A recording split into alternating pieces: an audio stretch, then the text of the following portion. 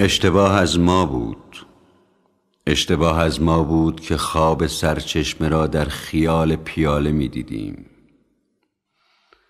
دست هامان خالی، دل هامان پر، گفتگوهامان مثلا یعنی ما. کاش می دانستیم هیچ پروانه‌ای پریروز پیلگی خیش را به یاد نمی آورد. حالا مهم نیست که تشنه به رویای آب می میریم.